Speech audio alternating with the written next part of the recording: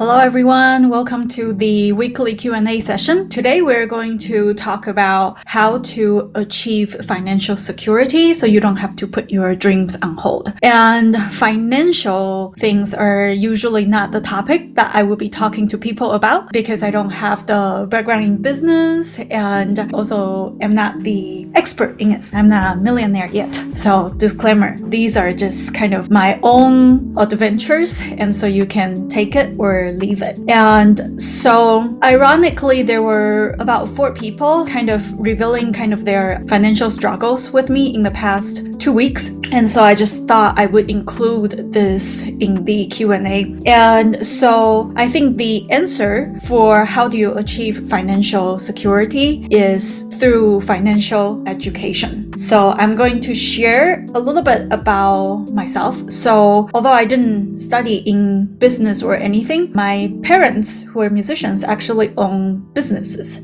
And so my father now, he hasn't turned 60 yet, but he already retired.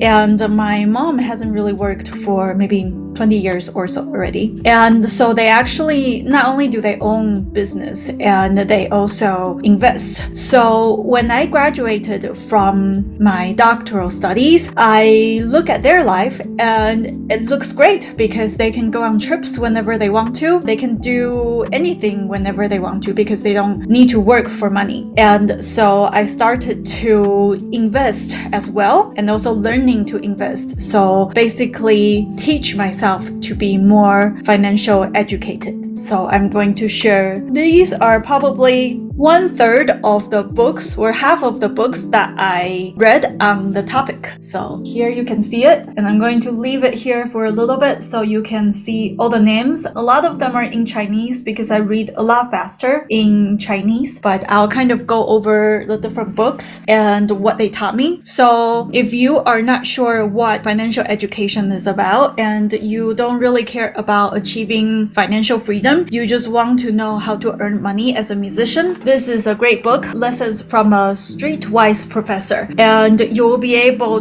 to learn about how to brand your businesses or brand yourself as the business. Or you will also learn about kind of the tax, and if you're doing recording project, how to apply for grant, how to talk to sponsors, other things like that. So I will highly recommend this book. If you are not very familiar with like financial situations but you do want to learn, this is a great book. This is in Chinese, but the author is actually written the book in English first. So this, and it was translated into Chinese. This is the famous Rich Dad, Poor Dad. And it's more about conceptual things. But a lot of the times, if you can change your mind and understand how the market or how investment or how compound interest works, then this will be great for you. If you are someone who wants to know how to save money in order to achieve the goal that you set, then this is a great book for you.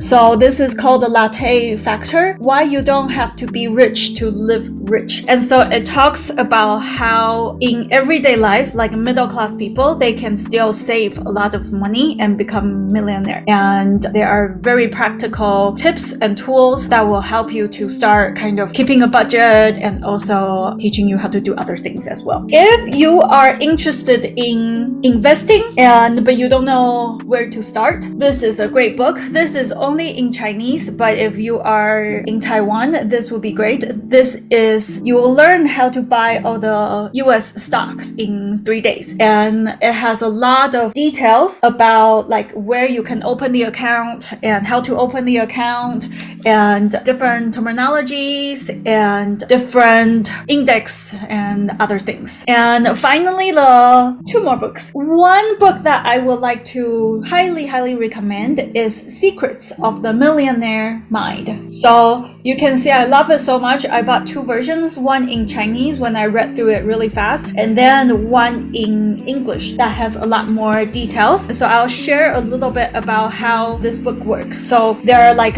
pretty much 17 different different ideas that he shared that could help change your mindset or start taking actions. So one of them is rich people believe I create life, poor people believe life happens to me. And I really like that one because a lot of the times people don't take responsibility of their decision making. But a lot of the times it's all up to you. The other one that I really like is rich people play the money game to win. Poor people play the money game to not lose. And this is very true in the field of psychology as well. In psychology, in the past, a lot of people were trying to eliminate the negatives. But recent studies show that even if you eliminate all the mental illness, that doesn't mean you will achieve happiness or well-being. So that's where the positive psychology comes in. And so that kind of echoes with what he said here. And another one that I really like is rich people think both, poor people think either or. So a lot of the times, especially when I was growing up, sometimes we will be taught that you can only have one. You have to either do this or do that. But this book is arguing that you can have both. You can have everything you want if you know how and if you work for it. Another one is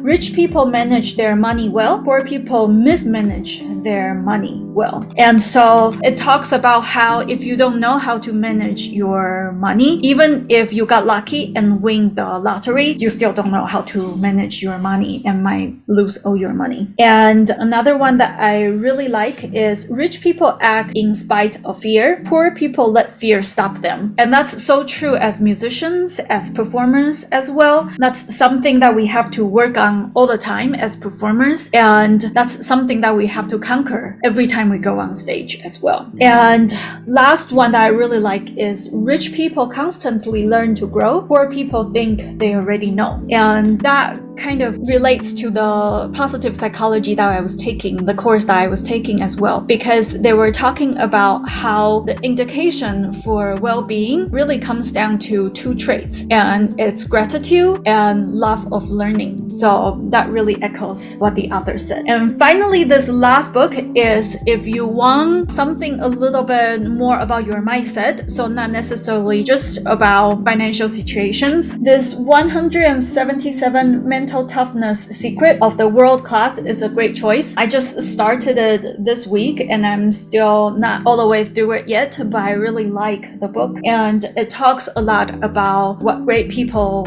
think or how great people act. So I hope this is helpful, and yeah,